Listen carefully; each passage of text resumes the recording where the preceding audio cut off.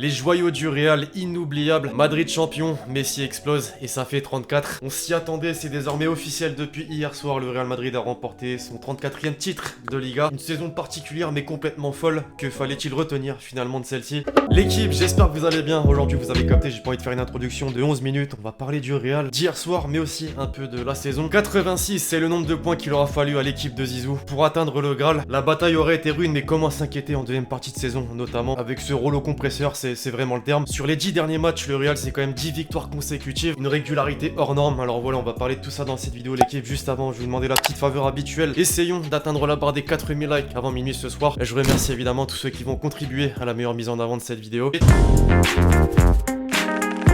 Alors je vais pas vous mentir, j'ai pas suivi tous les matchs du Real, je sais aussi que c'est l'équipe au complet sur le terrain qui a permis d'atteindre ce titre, mais je pense tout de même qu'il est intéressant de voir les 3 joueurs qui pour moi vraiment ont été au-dessus du lot. Premièrement et sans hésiter forcément Benzema, je pense que j'ai même pas besoin de vous détailler, j'ai même pas besoin de dire pourquoi je le cite, il a été un véritable patron du Real, d'ailleurs depuis 2 ans c'est comme ça. Il est pour moi en tout cas avec Lewandowski le meilleur numéro 9 au monde, meilleur faux numéro 9 par contre au monde, ça c'est sûr. Un véritable leader offensif qui ne termine malheureusement pas meilleur buteur de Liga cette saison. Bon, je pense que si Ramos l'avait laissé tirer les pénaltys, il y avait grave moyen. Justement, je le cite deuxièmement, El Capitaine Sergio Ramos, il a tout simplement trop apporté. En plus de son agressivité, de sa rage, il a aussi eu cette sérénité, ce sens de l'anticipation, un placement offensif aussi hors norme pour un défenseur. Je vais quand même rappeler que depuis la reprise, il était quand même le meilleur buteur du championnat, meilleur buteur pour un défenseur central, c'est fort. Merci, bon encore une fois les pénaltys. Faut savoir les mettre au fond aussi. Enfin, troisièmement, Casemiro. Depuis 3-4 ans, je crois vraiment c'est le joueur le plus indispensable de l'équipe. Quand il joue pas, on l'a vu, l'équilibre au milieu est beaucoup moins bon. C'est tout simplement le meilleur numéro 6 au monde pour moi cette saison. Et finalement, c'est une colonne vertébrale là, les 3 joueurs que j'ai cités. T'as Benzema en haut, Casemiro, pour finir avec Ramos en bas.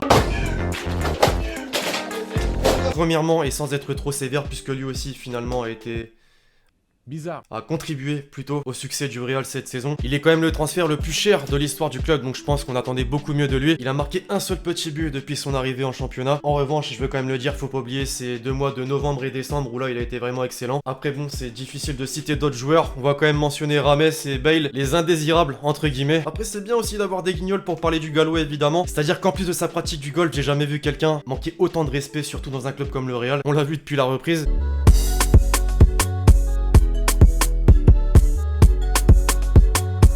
Alors je voulais vous caler les buts qui m'ont marqué cette saison du côté du Real, mais je me suis dit que je vais avoir des problèmes en termes de droits d'auteur, donc on fera plutôt une autre vidéo. Bien sûr, on n'oublie pas quand même sur fond d'image ce but de Benzema face à Valence, cette passe décisive en talonnade pour Casemiro face à l'Espagnol de Barcelone, ou encore ce corner rentrant en début de saison de Toni Kroos.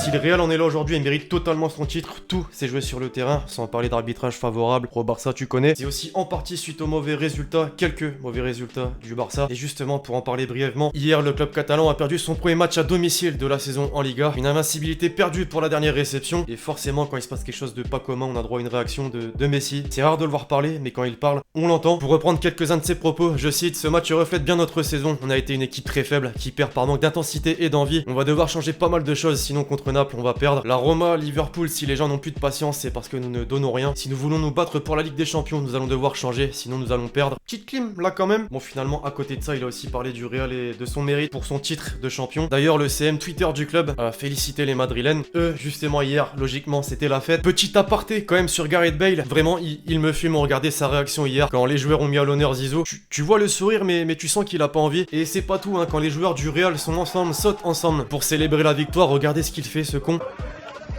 Faudra m'expliquer c'était quoi le projet. Enfin, et oui, c'est pas fini. Lors de la photo avec le trophée, guettez-moi cette envie, cette joie. Non, pas du tout.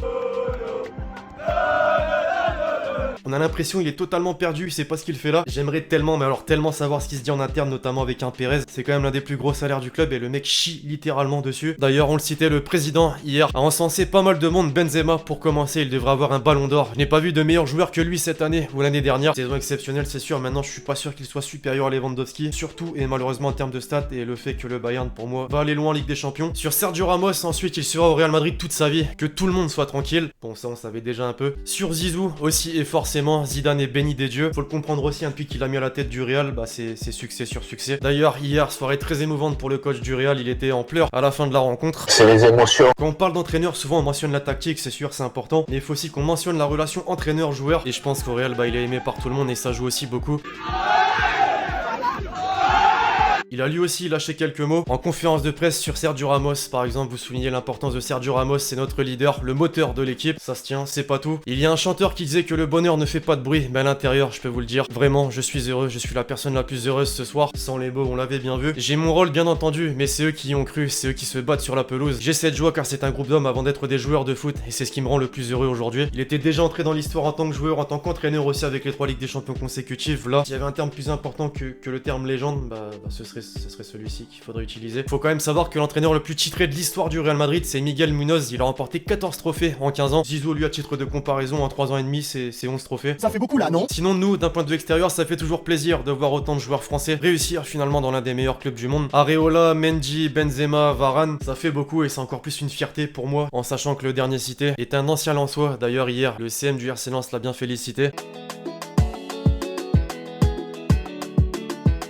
Alors vous devez me connaître suffisamment désormais pour savoir que j'aime bien parler de Twitter dans ce genre de vidéo. On passe aux perles qu'il y a eu suite à la soirée d'hier. Les CM de Bookmaker en grande forme. Winamax pour commencer. Le Real Madrid Sicaris n'avait pas mis la lumière sur ce vent. Ah, celle-là tourne beaucoup en ce moment. 11 titres gagnés en 3 ans. Zinedine Zidane. 11 matchs gagnés en 3 ans. José Mourinho. Méchanceté. Quand Ramos disait tout ce que touche Zidane se transforme en or. Ce montage, masterclass. Les supporters du Real ce matin quand ils croisent des supporters du Barça.